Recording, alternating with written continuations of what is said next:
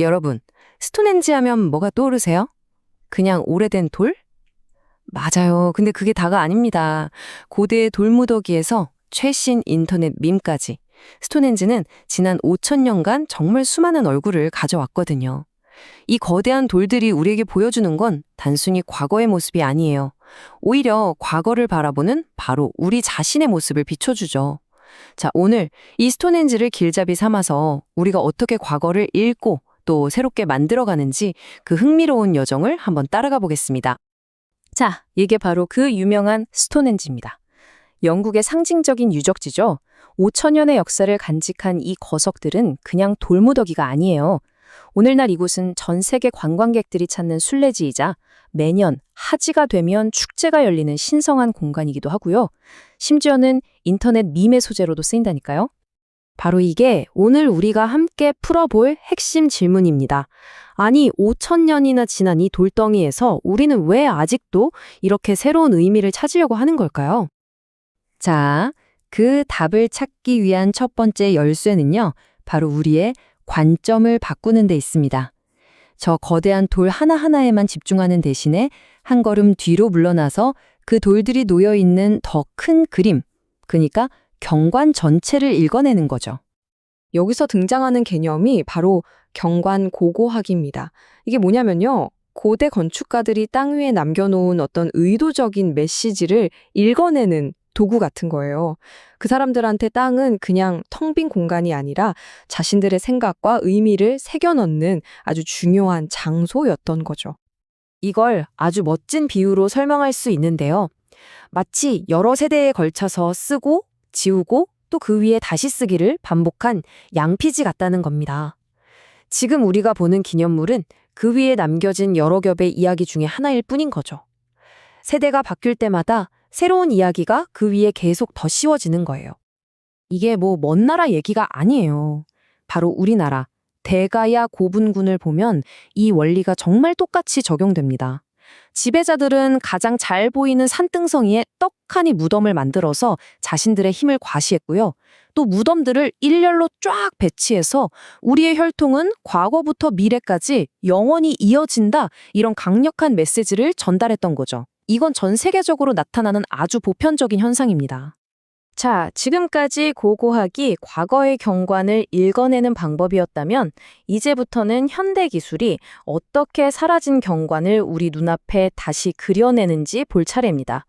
과거를 그냥 해석하는 걸 넘어서 우리가 직접 체험하게 만드는 거죠. 정말 놀랍지 않나요? 보세요. 100여 년 전에 서울거리에서 사라졌던 돈의 문이 지금 스마트폰 화면을 통해 원래 그 자리에 다시 우뚝 서 있습니다. 증강현실 기술이 파괴됐던 역사의 조각을 우리 눈앞에 현실로 되살려낸 바로 그 순간입니다. 이게 다가 아니에요. 800년 전 몽골 침입으로 완전히 불타 없어진 신라 최대의 사찰 황룡사. 고고학적인 발굴 데이터를 기반으로 3D 모델링 기술을 사용해서 가상 공간에 그 웅장했던 모습을 완벽하게 재현해냈습니다. 그리고 이 기술의 영향력은 이제 전 세계로 뻗어나가고 있습니다. 바로 우리나라의 3D 스캐닝 기술이 인도네시아의 세계 문화유산 보로부두르 사원을 화산재 같은 자연재해로부터 보호하기 위해서 디지털로 기록하는 작업에 사용되고 있거든요. 그러니까 미래를 위해서 지금 이 순간의 모습을 아주 정밀하게 보존하는 거죠. 와, 정말 눈부신 기술 발전이죠. 분명 놀라운 일입니다. 그런데 여기서 잠깐 멈춰서 질문을 던져봐야 해요. 과연 이 모든 기술이 정말로 문화유산을 더 많은 사람들에게 더 의미 있게 전달하고 있을까요? 그 화려한 약속의 이면을 한번 들여다볼 시간입니다. 자, 이 숫자 3. 이게 과연 뭘 의미할까요?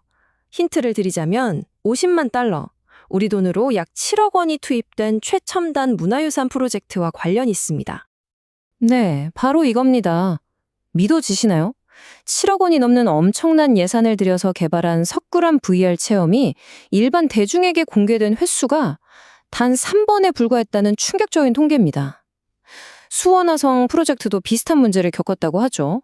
막대한 돈을 쏟아 부었는데 정작 대중의 참여는 너무나 저조하다는 심각한 문제를 보여주는 겁니다. 근데 진짜 아이러니한 건 또 있어요. 디지털 기술의 가장 큰 약속이 뭐겠어요? 장벽 없는 접근. 그러니까 누구나 어디서든 볼 수 있다는 거잖아요. 그런데 현실은 정반대였습니다. 연구를 보니까 대부분의 디지털 체험은 그 유적이 있는 현장에 직접 가야만 이용할 수 있도록 만들어졌다는 거예요. 이건 오히려 더 높은 문턱을 만드는 셈이죠. 전 세계의 잠재적인 관람객들은 그냥 소외되는 거고요. 기술 선택에도 편중이 좀 심합니다. 보시는 것처럼 대부분의 프로젝트가 가상현실, VR과 증강현실, AR에 집중되어 있죠. 물론 훌륭한 기술들이지만 우리가 혹시 3D 프린팅이나 홀로그램처럼 손으로 직접 만져보고 다른 방식으로 느낄 수 있는 그런 혁신적인 경험의 기회를 놓치고 있는 건 아닐까요? 결국 고대의 경관을 읽는 방법부터 디지털로 재현하는 기술의 한계까지 이 모든 것은 결국 한 가지 질문으로 귀결됩니다. 우리는 과거와 어떤 대화를 나누고 있는가?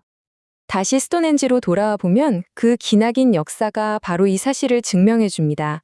처음엔 신석기 농부들의 의식을 위한 공간이었죠.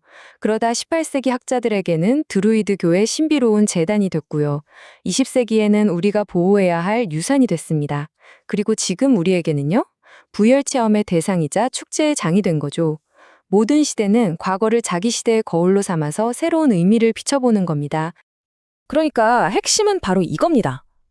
역사와의 관계는 그냥 고정된 게 아니에요.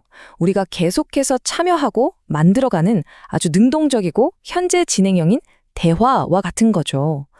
기념물은 죽은 과거의 유물이 아니라 말 그대로 살아있는 유산인 겁니다.